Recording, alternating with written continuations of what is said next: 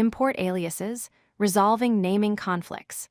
In Kotlin, when working with multiple packages, you might encounter situations where different packages contain classes with identical names. Import aliases provide an elegant solution to this problem using the as keyword.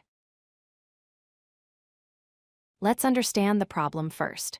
What happens when two different packages export classes with the same name?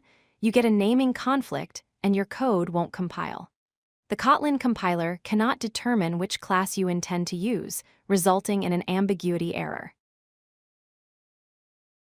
Here's a concrete example. If you import both java.util.Date and java.sql.Date, then try to create a date object, the compiler throws an error. It cannot determine whether you want the util.Date or the sql.Date. This is where import aliases become essential.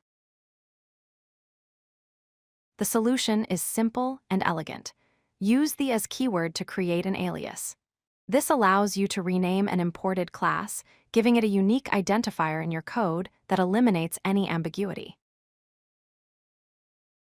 Here's how the syntax works. Import java.util.Date as util.Date and import java.sql.Date as sql.Date. Now you can create instances using these aliases. val.date1 equals util.Date and val.date2 equals sql.Date with system.currentTime_millis. The conflict is completely resolved. Import aliases offer three key benefits. First, they resolve naming conflicts between packages. Second, they make long class names shorter and more readable, improving code clarity. Third, they help clarify which specific class you're using in your code, making your intentions explicit to other developers. Aliases are also useful for shortening verbose class names.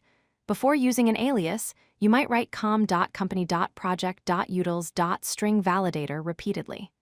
After creating an alias, you can import it as simply validator, then use validator.validate.